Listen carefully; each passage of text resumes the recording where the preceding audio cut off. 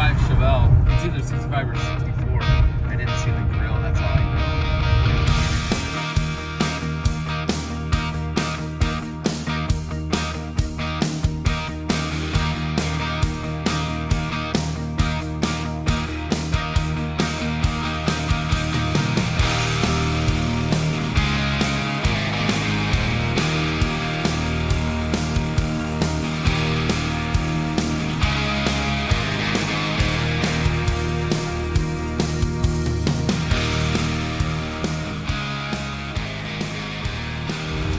This is pretty cool. He said, I'm gonna give you guys $20 extra. I just want y'all to watch my car. I said, Yeah, they get stolen. yeah, that's what he told me. 383 4 barrel.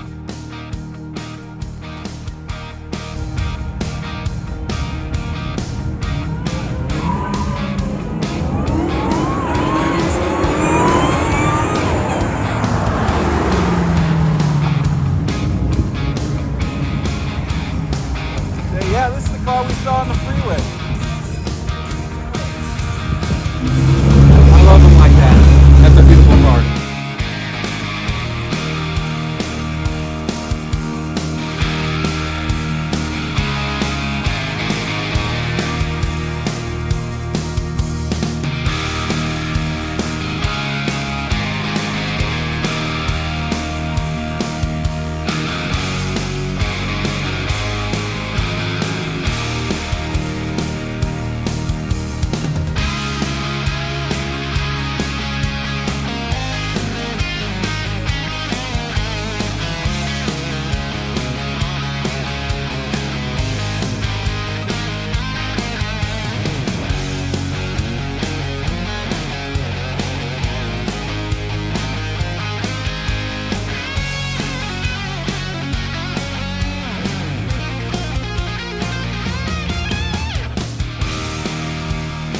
Beautiful car, man.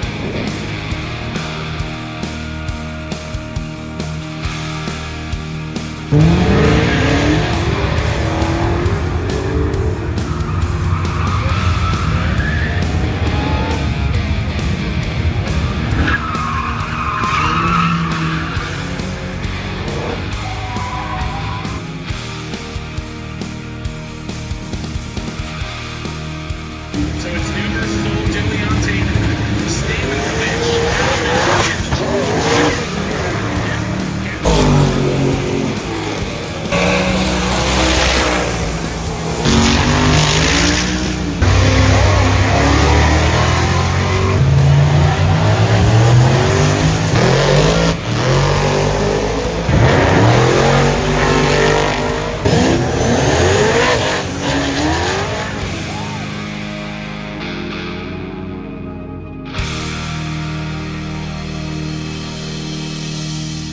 Had a great time at Roadkill Nights. Got to see a lot of cool cars, meet some awesome people. It's time for us to get home. Our Hemi car is about ready to get delivered. We need to check it out and kind of see what we're up against.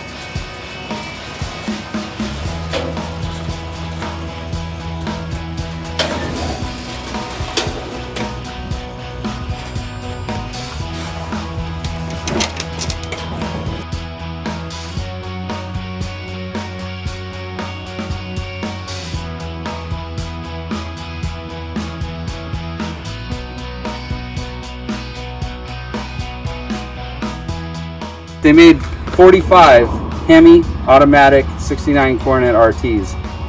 So for one to surface in this condition is incredible. Stoked to have that back on and have her here. She's just an amazing car. We'll get her cleaned up and show you guys the process as we go. So awesome.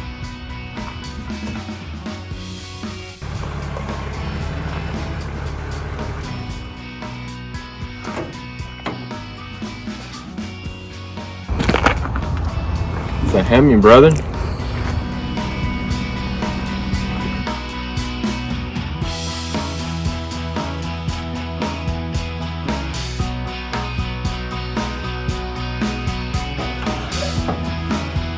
Got a Hemi. No, I like it. So the plan with this is to safely get it running.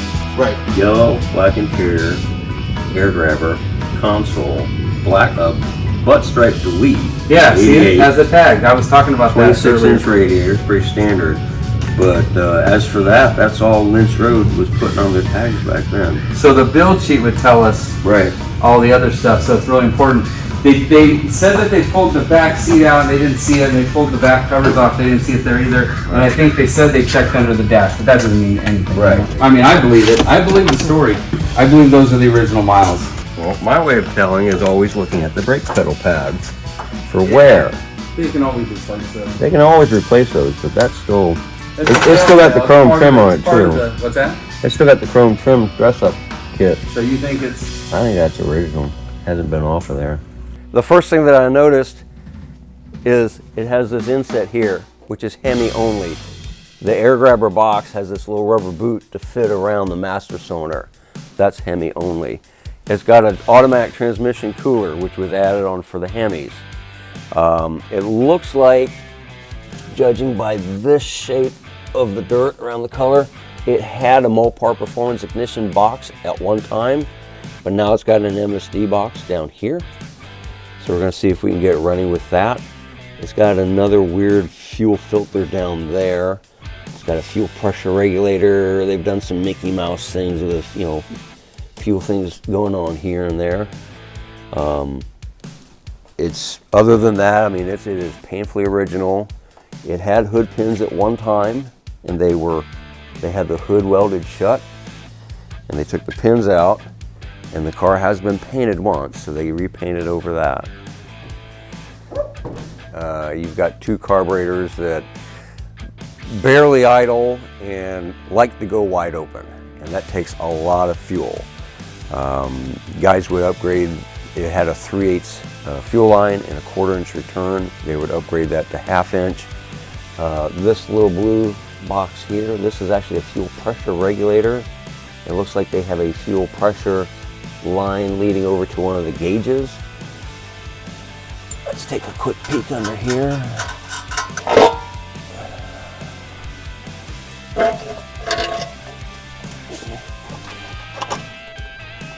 Two quarter AFBs, and with somebody's changed the original progressive linkage here to this aftermarket virtually solid linkage.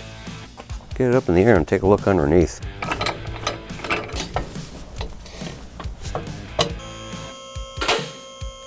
Hemi K-frame with skid plate. Unique shape for a 69. Definitely looks like original disc brakes, Morso pan. These headers look like a real joy to work around.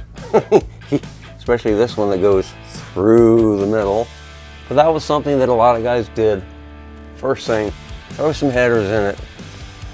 Get it breathing. 8 3/4 rear end, because with a Hemi and an automatic, you could get by with an 8 3/4. If it was a 4-speed car, it'd be guaranteed a day in 60. Oh, it is a sure grip. They both turn the same direction. The tag says 355. That would be pretty average. Hemi leaf springs. If you come back here, there's a real good view here. You've got two half leafs on this side, and one you should have, nope, it doesn't have. So it's got a standard leaf on this side and just the Hemi spring on this side. This keeps the rear end from twisting and torquing up. They did add a fuel pump to it. It's got air shocks. That was another, day 2 thing. This is called a torque box, this plate right here. Those are on Hemi cars, convertibles, most 446 packs, some 440 Magnums. They were added to help strengthen and stiffen the back of the car. There's your VIN. Yeah. Is there a 666 in it? I believe so. There you go. Numbers matching. 666 I'll remember that forever. 46. Yeah. What about the transmission? They said it is, but it was pretty tight in there, and it wasn't a decision. There it is, right there. Yeah, 666. Yep, 3, 6, and a 4. If you look, the other numbers. If you look over here, these numbers here, that's the original application, and you can look that up. I believe that's your date code there. But the original application will tell you what it was for. Wow, that is just amazing. Nice and solid. How clean underneath here is. Yeah. I mean, I know people are probably saying, what do you mean it's clean? It's dirty. But what I mean by that is the metal is just like it's just virgin clean metal with and you can, original factory undercoat. You can see his tire rubbing up in there. Yeah, big tires. Okay, let's put some air shocks on there, try to get the tires off of it. And you see a little bit that they rolled just a tad. They rolled the edge. They rolled the edge just a little bit. Just a little bit. And that's weird too, Bill. This is a non-undercoat car. Yeah, you're right. So the fact that it was non-undercoated in New York and Indiana for the majority of its life. Probably never got driven in the winter. When it was here, it had to have not gotten driven in the winter. Yeah.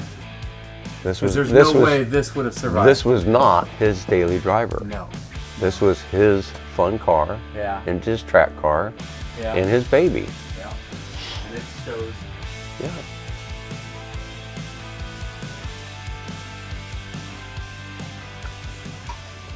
Oh, that's butter. Yeah. Oh, man. Turns freely. Doesn't feel weird or anything. No. That's beautiful. Just lubed everything up, make sure it all worked, all functioned. He's got no choke plate on it, so it's probably gonna be a little finicky. Okay. You know. Well, we're just doing this just for initial startup, make sure it runs and everything like that, and then obviously we'll. Once we get it going for real, then we'll more about all that. Address the things that need to. Yeah. What else we got? What else have you done since we were out here? We got a bunch of parts laying out here. Yeah, I'm taking a bunch of the old stuff. So Tony ordered all new stuff? Yeah, I've got hoses, ordered a belt, sender. We took the electric fuel pump and the regulator out. Okay. We're gonna go with the manual pump. And he's got plug wires coming? Yeah, he's got plug wires coming. This alternator doesn't have any spacers, which is why it's jammed all the way against the block. So I got a spacer kit coming. Okay. I got a little bit of wiring over here I want to fuss with. You know, this is for the distributor. And for initial, you know, because we're trying to keep this as found as we can for McCacken. Yeah. No, I'm not. Other than changing the plugs and a few other things, you know, things to make it run. We're not going crazy. We're not gonna like remove a lot of the weird stuff he did, and so we can leave it that way. And then once we get it back, we'll I just make want to those make sure we don't adjustments. have any problems. You know, like right here we got a we don't want to have any safety We're issues. gonna fix that. Correct. His ground just wasn't connected. Yeah, I'm just meaning like that box. We're gonna leave that. Yeah, we're gonna leave the MSD box. I'm just gonna make sure that, like I said, everything's solid underneath of what he's got taped up here. These wires were supposed to be on the loom holders. Just little things like that. Just get the things out of the way. And I learned something the other day about this. Yeah? That's pretty cool. Yes.